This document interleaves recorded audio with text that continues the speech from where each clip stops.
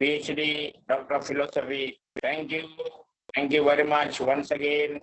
We welcome you to do this chapel service, and Sister Nishidani will translate from English to Hindi. That's all. Clap again and welcome in. Thank you for sparing the time and coming to this platform. Now I hand over this platform to you for Thank you so much. the message, whatever God has given you. Welcome, sir. Thank you, Sister Nishi. Thank you for going to translate. Welcome. Thank you. God bless you. Thank you, respected Pastor George Abraham. मैं धन्यवाद देना चाहता हूँ आदरणीय pastor George Abraham को. I remember my college days when I was associated with Pastor George Abraham. मैं मेरे college के दिनों को स्मरण करता हूँ जहाँ मैं जॉर्ज अब्राहम पास्टर के साथ कार्य करता था. Pastor George Abraham and we used to conduct a Sunday school ministry in Kalina. Pastor George Abraham और मैं हम दोनों मिलकर कलीना में एक संडे स्कूल की सेवकाई को चलाते थे. And I remember that ministry today because God has given me many opportunities in the ministry, in the Sunday school, in the youth ministry, in college, social work. In many areas, God has been using me. और मैं उस सेवकाई को स्मरण करता हूँ और आज के दिनों में परमेश्वर मुझे बहुत सारे अवसर देते हैं जिधर में नौजवानों को बीच में, कॉलेज के लोग के बीच में और सामाजिक सेवकाओं में भी सेवकाओं में भी मैं काम करता हूँ और परमेश्वर अवसर भी देते हैं. I hope I'm audible to everyone very clearly. Yes, yes. Okay, thank you so much.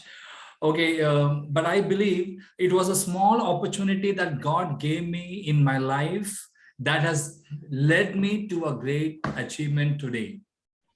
और मैं वो विश्वास करता हूँ कि वो जो अवसर परमेश्वर ने मुझे दिया था वो सारे अवसर मुझे बड़े-बड़े कामों को या बड़े-बड़े मुकामों में पहुंचने के लिए एक जरिया था.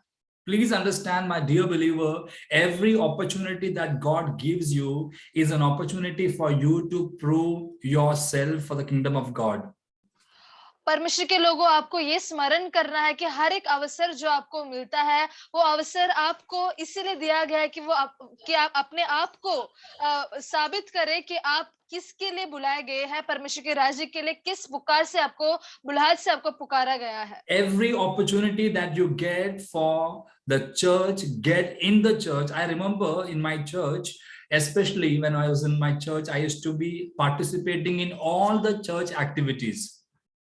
और हर एक अवसर जो आपको कलीसिया में प्राप्त होता है, मैं स्मरण करता हूँ, याद करता हूँ, मेरे कलीसिया में बचपन के समय में मैं हर एक एक्टिविटीज में, हर एक विभाग में मैं शामिल होता था. In the youth activities, I used to be active. नौजवानों के बीच में या उनके कार्यों में भी मैं हमेशा एक्टिव रहता था. I was very enthusiastic for reading the Bible when pastor was preaching. और जब कभी भी पास्टर प्रचार करते थे तो उनके लिए बाइबल पढ़ने के लिए भी मुझे बहुत ज्यादा उत्सुकता होता था. I was very excited for spiritual things in the church. और कलीसिया के अंदर जो भी आत्मिक सेवकाया होता था उसके लिए मुझे बहुत ही ज्यादा रुचि होता था. And all of this has led me to achieve what I have achieved today. और ये सारी बातें जो है, ये सारी बातें मिलकर मैंने आज जो मुकाम पर मुझे परमेश्वर ने लेके आया है उसको मैं प्राप्त कर सका हूँ. So I want to tell all of you, everything that you can achieve for God is only possible when you are ready to be active and effective in the kingdom of God. और मैं ये आपको ये बताना चाहता हूँ कि जो कुछ आप प्राप्त कर सकते हैं वो तभी ही आप प्राप्त करेंगे जब भी आपके पूरे शक्ति से या पूरे रीति से आप परमेश्वर के राज्य के लिए इस्तेमाल किए जाए. Seek ye first the kingdom of God, and all these things shall be added unto you. सबसे पहले परमेश्वर के राज्य और उसके धार्मिकता की खोज करो और सारी वस्तुएं आपके पीछे हो लेगी. My mother always emphasized on two things. मेरी माता हमेशा दो बातों को बताती थी. She always told me, Nelson, be active in spiritual things. वो हमेशा कहती थी, नेल्सन तुझे आत्मिक बातों में हमेशा आगे रहना है. She always told me, Nelson, be rich in spiritual things. वो कहती थी कि आत्मिक बातों में हमेशा धनवान रहना है. And second thing she emphasized was study as much as you can. और दूसरा बिंदु जो वो कहती थी वो ये है कि कितना पढ़ाई कर सकता है उतना पढ़ाई तुझे करना है। And both those things I am trying to achieve simultaneously in my life. और वो दोनों बातों को मेरे जीवन में हासिल करने की कोशिश में लगातार करते रहता हूँ। Okay, I quickly want to come to the word of God. मैं जल्दी से वचन की ओर आना चाहता हूँ। And the Spirit of God is going to speak to each one of you tonight. और परमेश्वर का आत्मा आज हर एक व्यक्ति से बातें करने वाले हैं। Okay, let us read the book of Matthew, chapter 14, words 20 onwards. हम निकालेंगे मत्ती रचित सुसमाचार उसका 14 अध्याय उसके 20वें आयतों से हम पढ़ेंगे। Okay, it's written over here. They all ate and were satisfied, and the disciples picked up 12 basketfuls of broken pieces that were left over. The number of those who ate was about 5,000 men, besides women and children. जब सब खाकर तृप्त हो गए तो चेलों ने बचे हुए टुकड़ों से भरी हुई 12 टोकरियां उठाई और खाने वाले स्त्रियों और बालकों को छोड़कर 5,000 पुरुष के लगभग थे। Okay, now 20 and 21 I just read to introduce you to the main topic that I'm going to preach today. और मैंने इन दोनों आयतों को इसलिए पढ़ा है ताकि मैं मेरा जो विषय है उसकी ओर आपका ध्यान लेके जा सकूं। Okay, now in 20 and 21 we can see a multitude of crowd who is satisfied after having a fantastic, delicious meal.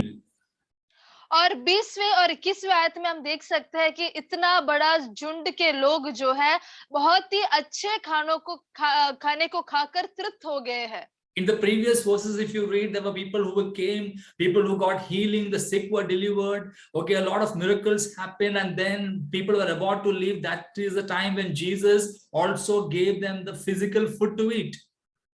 और उसके ऊपर वाले आयतों को जब हम पढ़ते हैं तभी हम जान सकते हैं कि यीशु मसीह अलग अलग प्रकार के कार्य लोगों के बीच में करते हैं, चंगाई देते हैं। उसके बाद उनको शारीरिक रूप में जो उनकी आवश्यकता है भोजन की, वो भोजन भी परमेश्वर उनको देते हैं। Okay, now we can see over here the crowd is satisfied, the disciples are satisfied, but there is going to be a turn in the situation.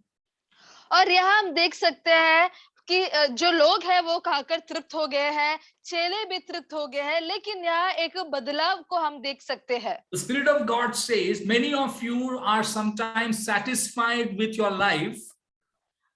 परमेश्वर की आत्मा कहते हैं कि कई बार हम अपने जीवन से तृप्त हो जाते हैं। But it is at the point of satisfaction where God wants you to do something more for God. और जब हम तृप्त होने को महसूस करते हैं तभी परमेश्वर आपके जीवन से और भी कुछ बातों को करने की चाहत रखते हैं। Now I cannot be satisfied. Oh, I did my PhD in English. I'm a very satisfied person. I'm not satisfied. I want to do something more for God. The moment you feel you are satisfied, it is a sign that you must do something greater for God. और मैं मेरे पढ़ा या PhD जो भी किया है उसको देखकर मैं तृप्त होकर बैठा नहीं हूँ, लेकिन मुझे ये चाहता है कि मुझे परमेश्वर के लिए और भी कुछ कार्य को करते रहना है। जब कभी भी आप ये सोचते हैं कि मैं तृप्त हूँ जीवन में, तभी आपको समझ लेना है कि आपको परमेश्वर के लिए और भी कुछ बातों को करना है। Praise the Lord. A lot of believers are so satisfied and they're in the comfort zones. कई विश्वासी लोग जो है अपने आरामदेह स्थान में बहुत ही तृप्त होकर रहते हैं। But God wants to take you from your comfort zone to your courage zone. लेकिन परमेश्वर आपको उस आराम के स्थान से एक धाड़स के स्थान में लेके जाना चाहते हैं। And things may look unfavorable, things may look hostile. और जो परिस्थिति है आपके अनुकूल नहीं होगा, शायद से आपके विपरीत होगा। Things may look very, not so much in your favor. और जो भी बातें हैं, जो भी परिस्थिति आपके अनुकूल नहीं होगा। But God tells you tonight, it is time that you move from your satisfaction point to a point where you can explore and do something greater for God. लेकिन परमेश्वर आपको ये कहना चाहता है कि आपके आराम के स्थान पर जब आप तृप्त महसूस करते हैं तभी आपको आगे बढ़ना है और परमेश्वर के लिए कुछ बातों की खोज कर परमेश्वर के लिए कुछ सेवा को करना है। I really appreciate all the fantastic, vibrant men of God over here who decided to go for biblical theological studies at this age. I appreciate your enthusiasm for God.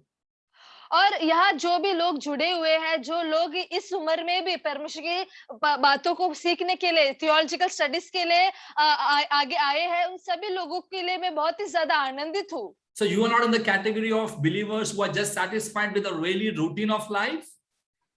क्या आप वो विश्वासी है जो अपने जीवन की जो सामान्य दिनचर्या से तृप्त है? I'm very sure you are not one of them because you decided to study the Bible in depth at this age and explore the Word of God in a more in-depth manner. और मैं निश्चय जानता हूँ कि आप उस विभाग में नहीं पढ़ते हैं, क्योंकि आपने इस उम्र में भी परमेश्वर के वचन को सीखने के लिए और भी गहराई से परमेश्वर के वचन को खोजकर उसकी गहराई को समझने के लिए आपने ठान लिया है। So you are going to face some challenges and let us see what are those challenges. But God is with us. आप आपके जीवन में कुछ चुनौतियों को सामना करेंगे, लेकिन परमेश्वर आपके संग है। Everyone who has the Bible, please read. Now I get into my point. Let's get into the boat. Let's get together into the boat. और आप सभी लोग वचन को पढ़ना है, साथ में हम मेरा जो विषय है उसकी ओर हम आएंगे। चलो हम नाव में चढ़े। In 22, all the satisfied people, Jesus is telling now to the disciples. Immediately, Jesus made the disciples get into the boat. और 22वें आयत में हम देख सकते हैं कि यीशु मसीह तुरंत अपने चेलों को नाव पर चढ़ने के लिए विवश करते हैं। We can see our disciples who are so satisfied and joyous and enthusiastic, and they are so satisfied on the land. But now Jesus tells immediately get into the boat. और हम देख सकते हैं वहां के लोग और चेले जो है खाना खाकर तृप्त हो गए हैं और जमीन पर वो विश्राम करने की कोशिश करते हैं, लेकिन यीशु मसीह कहते हैं कि जल्दी से नाव पर चढ़ जाओ। My dear believers, we have very less time. मेरे प्यारे लोगों, हमारे पास बहुत कम समय है। The coming of Christ is very, very soon. परमेश्वर का आगमन बहुत ही निकट है। We don't have time to rest on the land. It is time to explore the sea. हमारे पास समय नहीं कि हम जमीन में बैठकर आराम करें, हमको उस झील के पास जाकर खोज करना है। It is time to explore the world through the word. और इस संसार को हमको खोजना है परमेश्वर के वचन के द्वारा। And I know all of you fantastic people, you have made this decision to explore the world through the word of God. और मैं ये निश्चय जानता हूँ कि आप सभी ने ये निर्णय लिया कि आप संसार का अन्वेषण करेंगे वचन के द्वारा। I firmly believe, and I want to tell you all my dear brothers and sisters, you cannot explore the world through your knowledge, but you can explore the world through the word of God. और मैं आपको ये कहना चाहता हूँ कि आपके ज्ञान से आप इस संसार को खोज नहीं सकते, अन्वेषण नहीं कर सकते हैं, लेकिन केवल परमेश्वर के वचन के द्वारा आप ये कर सकते हैं। Praise the Lord. Now Jesus immediately told the disciples, get into the boat and go on ahead of him to the other side. और हम देख सकते हैं यीशु मसीह तुरंत अपने चेलों को नाव पर चढ़ने के लिए विवश करते हैं और कि वे उससे पहले पार चले जाए। Now Jesus is never satisfied with this ministry. He wants to do more. He sent away the crowd. When I say crowd, I'm not talking about 50 people. I'm talking about 5,000 men besides women and children. और यीशु मसीह यहाँ जो है अपनी सेवकाई में और भी बातों को करना चाहते हैं। वो एक जगह पर वो स्थिर खड़ा रहकर या तृप्त रहना नहीं चाहते हैं, लेकिन यहाँ देख सकते हैं यीशु मसीह जल्दी से भीड़ को छोड़ते हैं। वो भीड़ जो है वो केवल 50 या 60 लोग नहीं है, लेकिन 5,000 पुरुष है। केवल 5,000 पुरुष और स्त्री और बालकों का संख्या हम नहीं जानते हैं। You just imagine how calm and how peaceful and how, thoughtful you have to be, careful you have to be sending away 10,000 people and then sending away your disciples. तो आप जरा कल्पना कीजिए कितना ज्यादा आपको सोचकर या कितना ज्यादा विचार कर आपको ये निर्णय लेना है कि इतने सारे लगभग 10,000 से ज्यादा लोग और अपने चेलों को अपने से दूर करे। And Jesus says to them, you have no time to rest. Get on to the boat and go ahead of me to the other shore. और यीशु मसीह उनसे कहते हैं कि तुम्हारे पास समय नहीं है विश्राम करने के लिए, तुम लोग नाव पर चढ़ो और मेरे पहले ही झील के उस पार जाओ। Now, in 23, let us read. 23 says, after he had dismissed them, he went up on a mountainside by himself to pray. और 23वें आयत में हम देख सकते हैं वह लोगों को विदा करके प्रार्थना करने को अलग पहाड़ पर चला गया और सांझ को वह वहां अकेला था. Okay, now we would be imagining Jesus Christ is sending everybody away because he wants to rest. और कोई लोग सोचेंगे कि यीशु मसीह सभी लोग को दूर करते हैं, बेच देते हैं क्योंकि उसको स्वयं आराम करना होगा. When we go to a place or somebody comes to our house, we send away people fast because we want to sleep and take rest. और जब कभी कभी हमारे घर पे कोई लोग आता है तो जल्दी से हम उनको भगाना चाहते हैं ताकि हम विश्राम कर सके. If somebody stays in your house for 3 days, then you are gone. यदि कोई आपके घर पे 3 दिन तक वास करते रहते हैं तो आपका काम खलास. Now here Jesus, after, I would say Jesus is the greatest event manager of the world.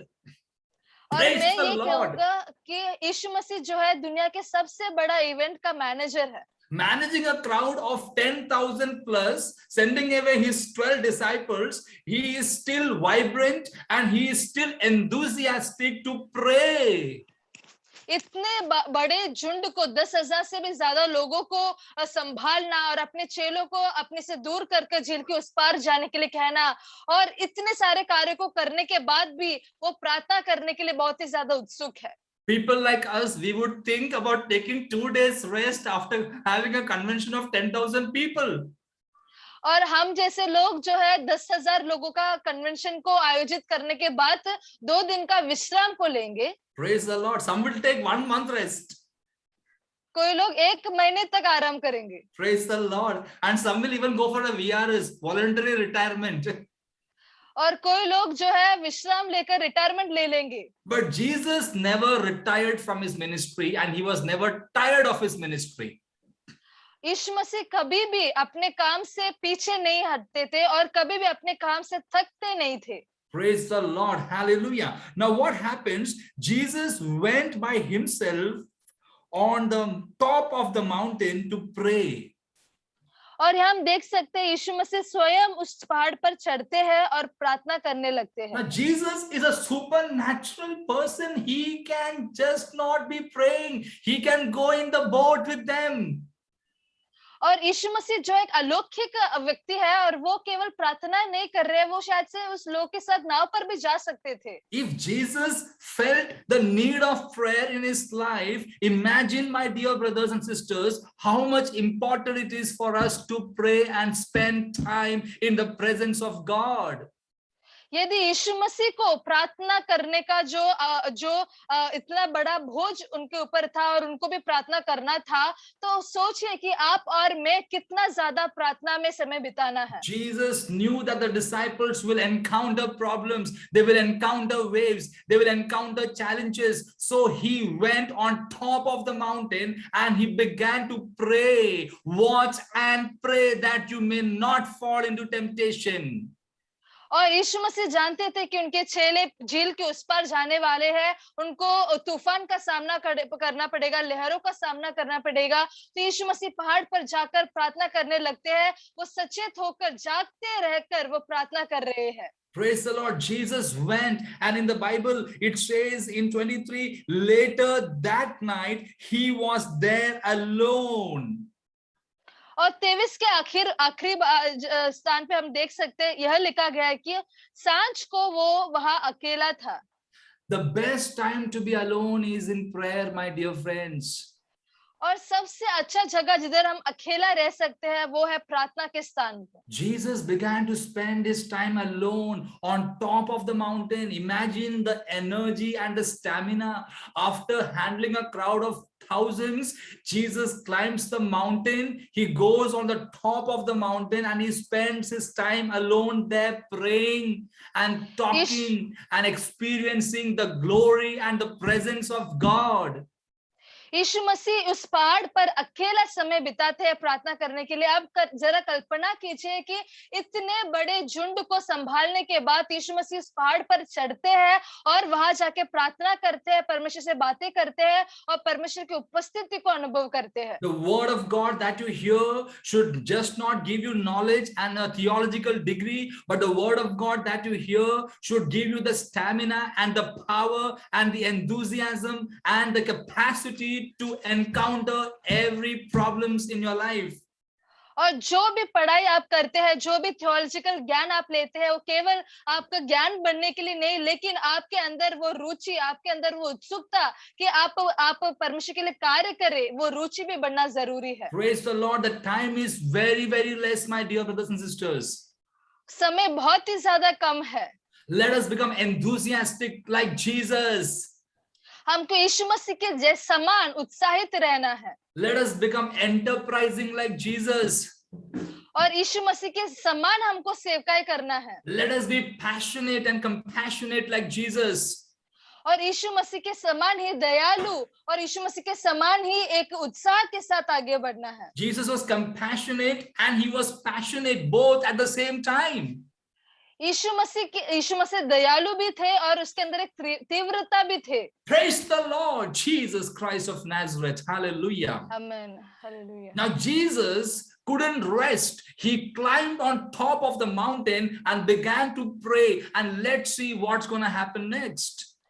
और यीशु मसीह वह आराम नहीं करते हैं, वो उस पहाड़ पर चढ़ते हैं और उसके बाद क्या होता है हम देखेंगे। Praise the Lord. In 24, and the boat was already a considerable distance from the land. और हम यहाँ देख सकते हैं उस समय नाव झील के बीच लहरों से दूर थी, मींस जमीन से दूर थी। And Jesus kept on praying and the boat kept on moving. यीशु मसीह प्रार्थना करने लगे, जारी रखे और नाव जो है वो डगमगाती रह रही थी। Now, the considerable distance, the boat is at a considerable distance from the land. और यहाँ हम देखते हैं कि नाव जो है वो जमीन से दूरी पर थी। Now, Hindi it says, झील के बीच में. हाँ, वो झील के बीच में थी। Praise the Lord. And we can see the boat starts encountering problems.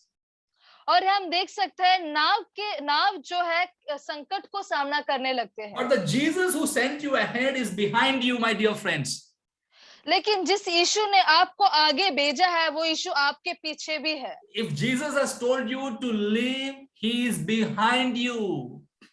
यीशु मसीह ने यदि आपको कहा है कि आगे बढ़ो तो यीशु मसीह निश्चय आपके पीछे है। When you move on and take a new step in life, remember, if you do it prayerfully, God is with you and God is behind you.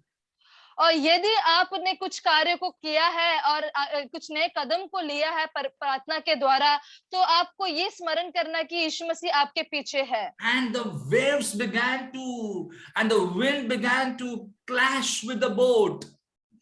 और जो हवाएं है वो नाव पर आकर टकराने लगी। Buffeted by the waves because the wind was against it. और लहरों से डगमगा रही थी क्योंकि हवा सामने की थी। But before that, the power of prayer has gone against it. लेकिन उसके पहले ही प्रार्थना का सामर्थ्य उस हवा के विरुद्ध में गया था। Praise the Lord. Jesus went on top of the mountain to release the power of prayer against the calamity, against the wind, against the opposition that's coming against his ministry. और यीशु मसीह पहले ही उस पहाड़ पर चढ़कर उनके विरोध में जो आने वाले जो भी रुकावटें हैं, जो भी शक्तियां हैं, जो भी तूफान है, उसको रोकने के लिए वो प्रार्थना करते हैं। When you pray, you are taking a proactive step. और जब भी आप प्रार्थना करते हैं तभी एक बहुत बड़े कदम को आप लेते हैं। Devil can be active, but your prayer makes you proactive. और शैतान जो है वो सक्रिय रहते हैं, लेकिन आप जो है और भी ज्यादा सक्रिय हो जाते हैं। This word of God is not to make you active, my dear friends. It is to make you proactive.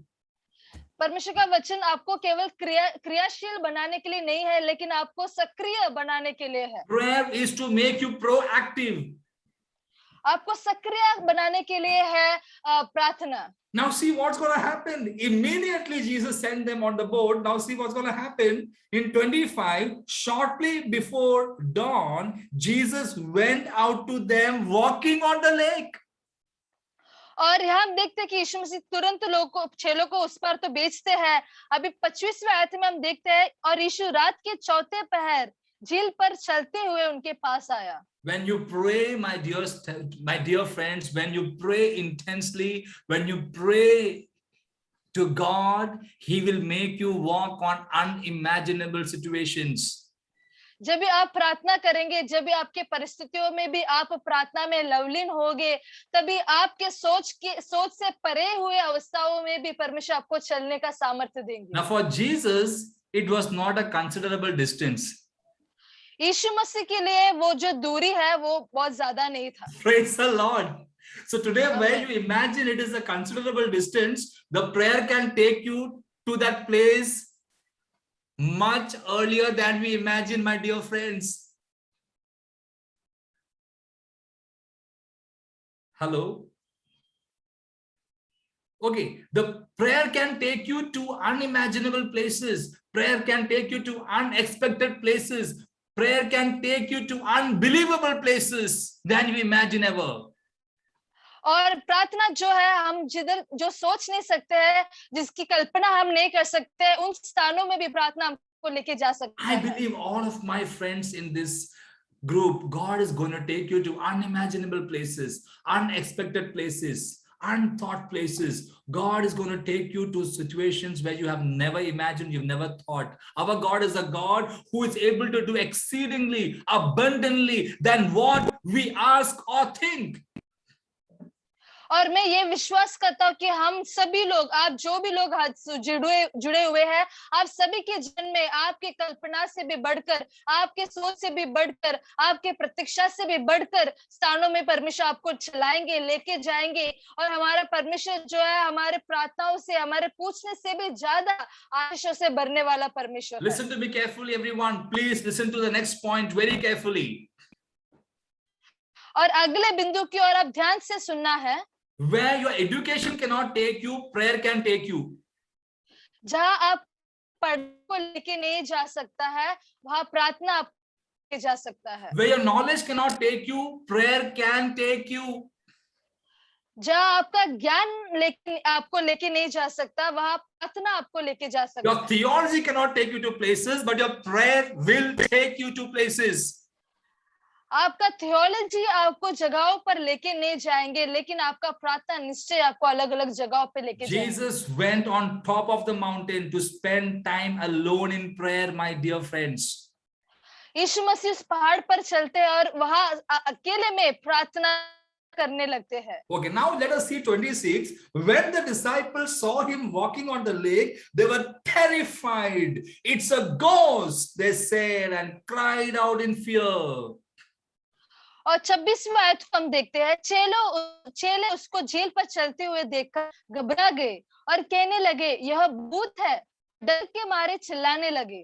You know now why these disciples are saying it's a ghost. I will tell you why. और ये चेले क्यों कहते हैं ये भूत है, मैं कारण बताऊंगा। Till now they have seen a Jesus who feeds 5,000.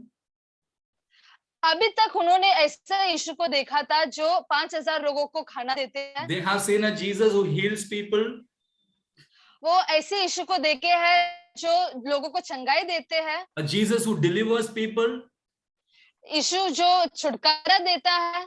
They have seen a Jesus who gives them bread and fish and wine, water turning into wine.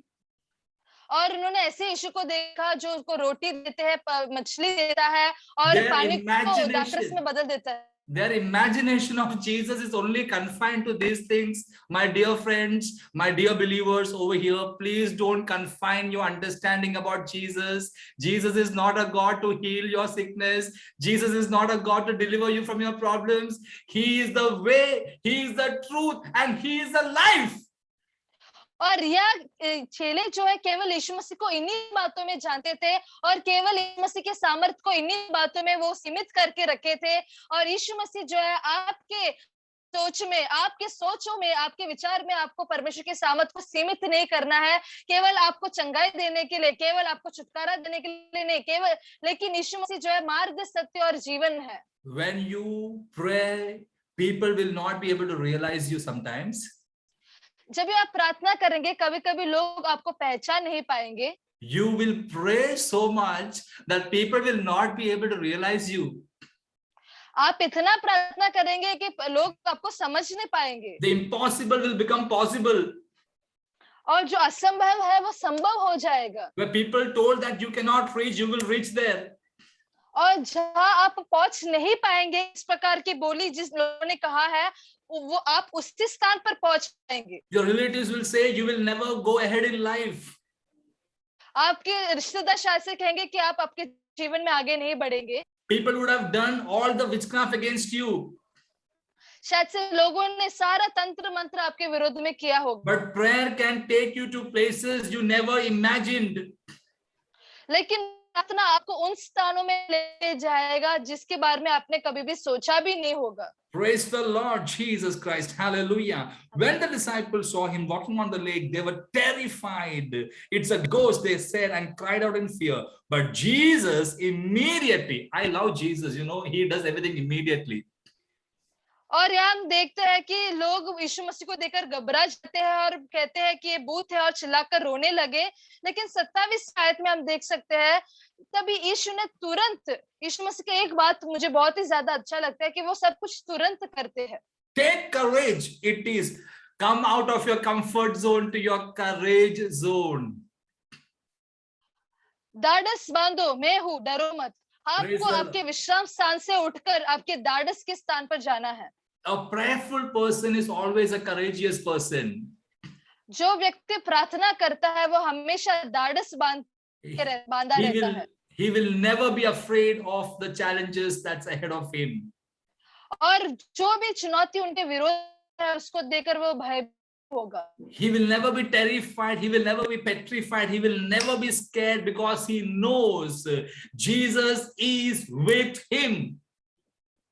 और कभी भी भयभीत नहीं होगा, वो कभी भी नहीं डरेगा क्योंकि वो जानता है कि यीशु मसीह उसके संग है। Praise the Lord. Hallelujah. Quickly. Then, then again we have, some people who have disbelief. What to do? Every time there is people who have disbelief. और हम देख सकते हैं ऐसे कोई लोग हैं जिसके अंदर अविश्वास है। हर जगह हम देखते हैं ऐसे लोगों को। Okay. 28 we can see, Lord, if it's you, Peter replied, tell me to come to you on the water. और 28वें आयत में हम देखते हैं पतरस ने उसको उत्तर दिया, हे प्रभु, यदि तू ही है तो मुझे अपने पास पानी पर चलकर आने की आज्ञा दे। Now Peter is a very confident person. He also got on the water.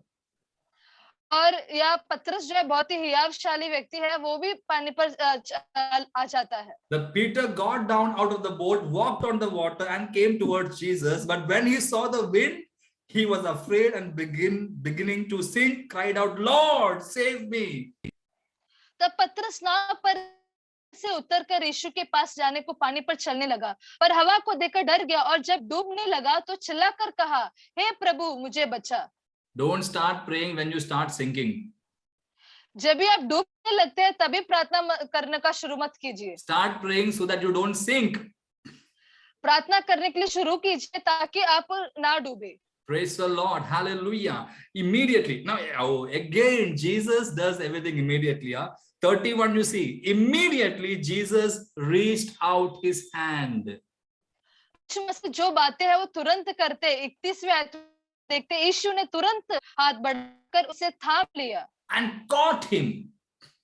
और उसे पकड़ लिया। The devil cannot catch you if you pray, my dear friends. जब भी आप प्रार्थना करें तो शैतान आपको थाम नहीं सकता है। Jesus will hold you. क्योंकि यीशु आपको थाम लेगा। If Jesus holds you, my dear friends, the devil cannot catch you. यदि यीशु ने आपको थाम लिया है तो शैतान आपको छू भी नहीं सकता। Praise the Lord. Hallelujah. And immediately we can see one more thing. Hallelujah. It says, Lord, save me. And Jesus reached out his hand and caught him. You of little faith, he said, why did you doubt? यीशु मसीह उनसे पूछते हैं, हे अल्पविश्वासी, तूने क्यों संदेह किया? And when they climbed into the boat, the wind died down. जब वे नाव पर चढ़ गए तो हवा थम गई। Praise the Lord. The wind died down. और जो हवा है वो थम गई।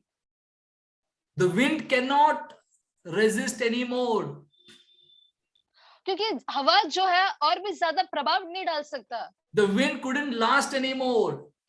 और हवा जो है बरकरार नहीं पा रहा था। Your problems cannot last anymore. आप समस्या जो है सदैव बनाया नहीं रहेगा। Your situations, your sickness will not last anymore. आपका रोग और आपका परिस्थिति हमेशा इस प्रकार का नहीं होगा। Your problems will not last anymore.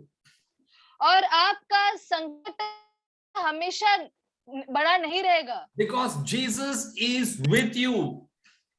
क्योंकि यीशु आपके संग है। Praise the Lord. And we can see over here. Then those who were in the boat worshipped him, saying, truly you are the Son of God.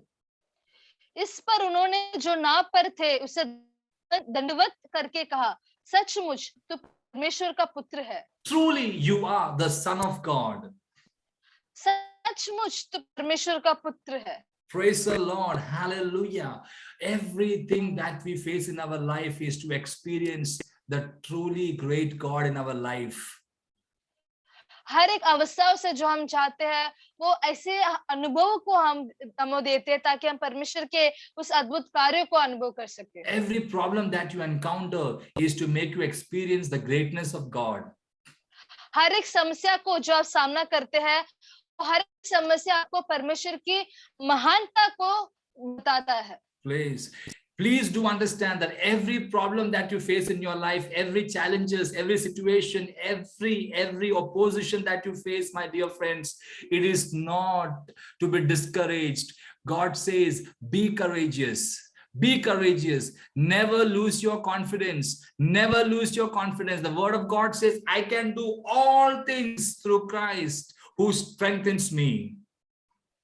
और परमेश्वर के लोगों, आपके जीवन में जो भी कठिनाई, जो भी संघर्ष, जो भी क्लेश का आप सामना करते हैं, आपको निरुत्साहित नहीं होना है। आपको ढाढ़स को बांध लेना है, ढाढ़स को बांध के आगे रहना है। और वचन कहता है कि जो मुझे बलवंत करता है उसके द्वारा मैं सब कुछ कर सकता हूँ। So when Jesus is with you, my dear friends, you can overcome every situation that's against you.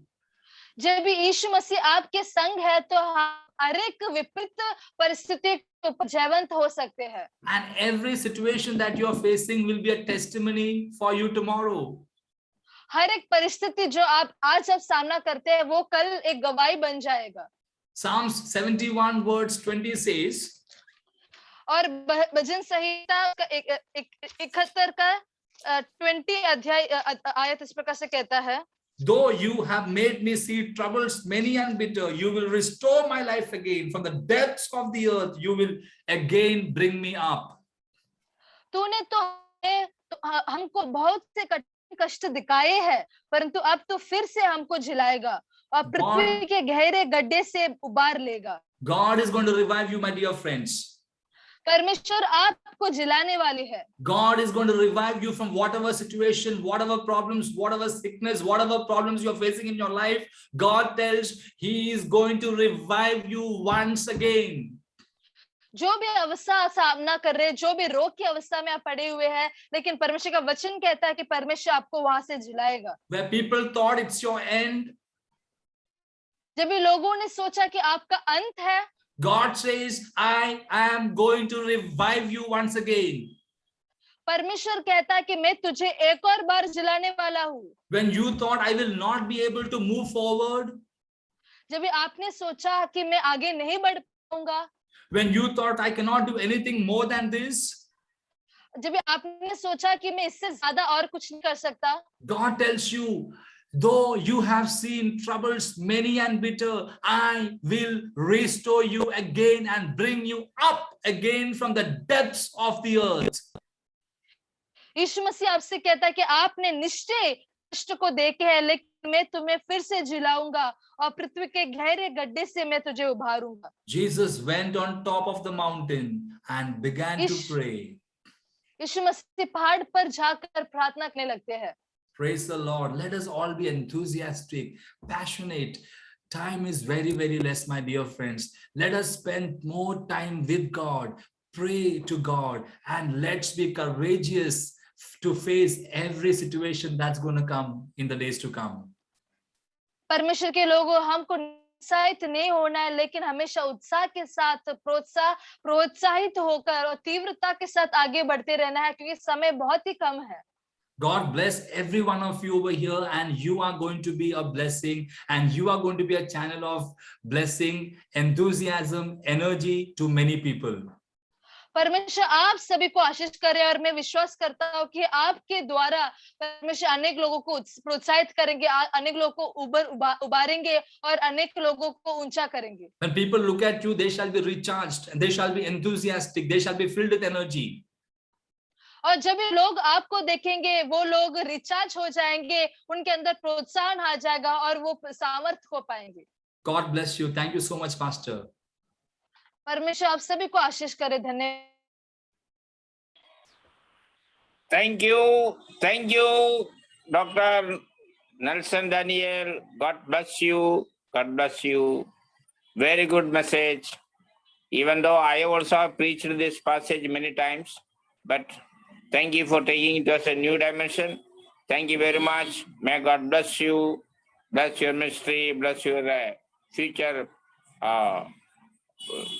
future plans. May God bless you. Now it is time for intercessory prayer. I would like to request